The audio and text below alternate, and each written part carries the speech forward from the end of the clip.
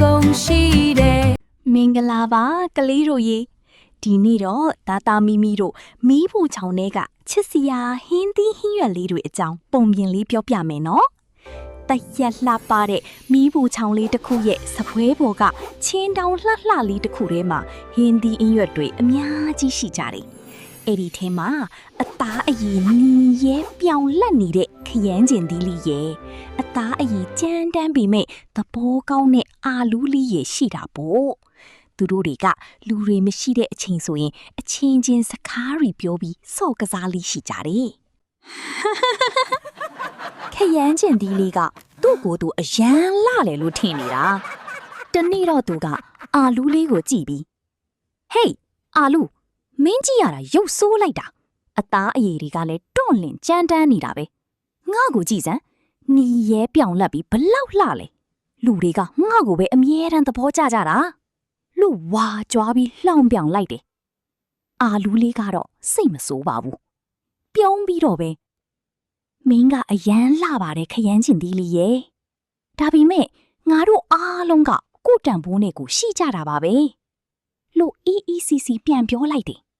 အဲ့ဒီအချိန်မှာအပြင်ကနေကြောင်းဆင်းလာတဲ့တာတာလေးရောက်လာတယ်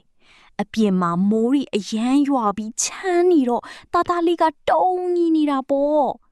မမီရေ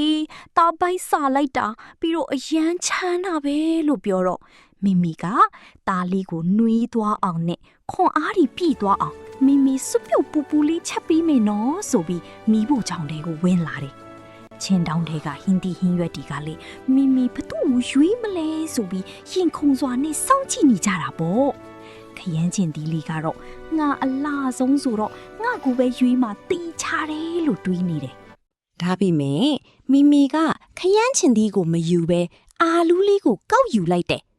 အာလူးကကလေးတွေကိုခွန်အားဖြစ်စေပြီးဗိုက်ဝစီတယ်လေ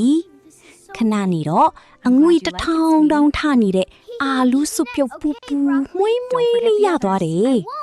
တတားလေးလည်းအာလူးစုပ်ပြုတ်ကိုစားလိုက်ရတော့နှွေးထွေးသွားပြီးအာအင်းကြီးပြီးသွားတော့တာပေါ့တတားလေးပြုံးရွှင်သွားတာကိုချင်းတောင်းတဲကနေကြည့်နေရတဲ့ခရမ်းကျင်သီးလေးဟာသူ့အလှအပထက်အာလူးလေးရဲ့အကျိုးပြုနိုင်စွမ်းကပိုအရေးကြီးမှန်းသိသွားပါတော့တယ်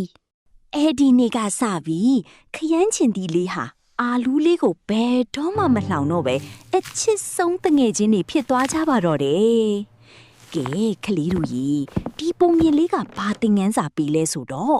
အပြင်ပန်းရုပ်ရည်လှပတာတဲ့စိတ်ထားကောင်းမှုနဲ့တခြားသူတွေကိုအကျိုးပြုနိုင်မှုကပိုအရေးကြီးတယ်ဆိုတာပါပဲ။ကိုတငယ်ချင်းတွေကိုလေရုပ်ဆိုးတယ်ဆိုပြီးဘယ်တော့မှမလှောင်ပြောင်ရဘူးနော်။နောက်ထပ်ပုံပြင်လေးတွေနားထောင်ဖို့ channel လေးကို subscribe လုပ်ခဲ့အောင်နော်။တတား